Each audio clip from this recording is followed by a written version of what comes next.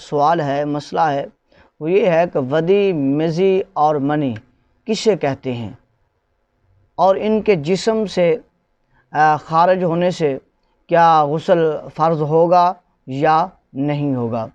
تو پہلا نمبر، السلام علیکم ورحمۃ اللہ وبرکاتہ۔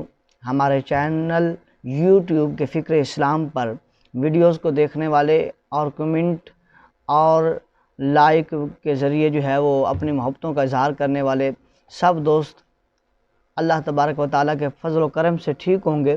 تو ہمارا جو آج کا سوال ہے، مسئلہ ہے، وہ یہ ہے کہ ودی، مزی اور منی کسے کہتے ہیں اور ان کے جسم سے خارج ہونے سے کیا غسل فرض ہوگا یا نہیں ہوگا؟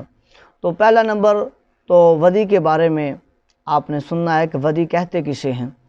یہ وہ گاڑھا مادہ ہے جو منی کے مشابہ ہوتا ہے، اور یہ بعض اوقات پیشاب کے بعد اور اونچائی پر چڑھنے یا پیٹ پر بوجھ پڑنے یا وزن کی صورت میں یا مثانے کے اوپر جو ہے وزن آنے کی وجہ سے، اس کے اوپر دباؤ پڑنے کی وجہ سے یہ جو ہے وہ قطرات نکلتے ہیں، بغیر شہوت کے خارج ہوتے ہیں، اس کو کہتے ہیں ودی۔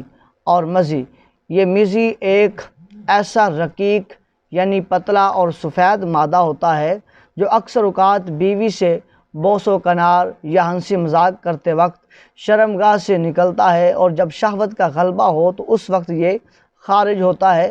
اس کو جو ہے وہ مزی کہتے ہیں۔ یہ عورت کو بھی ہوتا ہے اور مرد کو بھی یہ اعلیٰ سلسلہ ہوتا ہے۔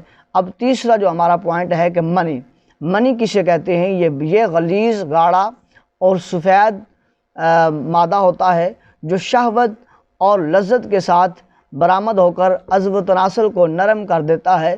اور ان تینوں کے بارے میں اب حکم آپ نے سننا ہے کہ ان تینوں کے بارے میں حکم کیا ہے۔ ودی، مزی اور منی، ان کے بارے میں حکم کہ یہ ہے کہ جو ودی ہے اور جو مزی ہے، ان دونوں سے غسل فرض نہیں ہوتا، البتہ کپڑے ناپاک ہو جاتے ہیں، اور جس جگہ پر ودی یا مزی لگی ہو وہ کپڑے بھی دھو لینے چاہیے، اور وہ جگہ جو ہے وہ بھی پاک کر لینی چاہیے۔ اور یاد رکھ لیں، اگر آپ کا وضو تھا تو یہ قطرات آئے ہیں وہ ودی کے یا کہ مزی کے، تو آپ کا وضو بھی ٹوٹ جائے گا، وضو کو دوبارہ کرنا ہوگا، پر غسل جو ہے وہ فرض نہیں ہوگا۔ اب بات کرتے ہیں منی کے بارے میں۔ منی جو کہ ایک غلیظ سفید رنگ کا گاڑھا مادہ ہوتا ہے، اس کے نکلنے سے، یہ نکلتا ہے شہوت کے ذریعے، اس کے نکلنے سے غسل فرض ہو جاتا ہے، اس کے لیے غسل کرنا ضروری ہوتا ہے۔ باقیوں کے لیے، باقی دو جو ہیں ان کے لیے غسل تو فرض نہیں ہوتا، البتہ کپڑے ناپاک ہو جاتے ہیں اور وضو ٹوٹ جاتا ہے، اور جس جگہ کے اوپر وہ لگے نجاست اسے جو ہے وہ پاک کر لینا چاہیے۔ اللہ تبارک و تعالی ہم سب کا حامی و ناصر ہو اور ہم سب کو دین کے احکام کو سیکھنے والا بنائے۔